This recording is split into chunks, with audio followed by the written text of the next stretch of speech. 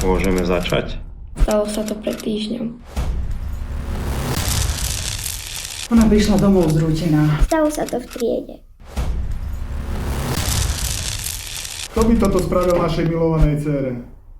Klasický dejepis. Všetko bolo OK, ale zrazu Vyvolala som Lauru k tabuli.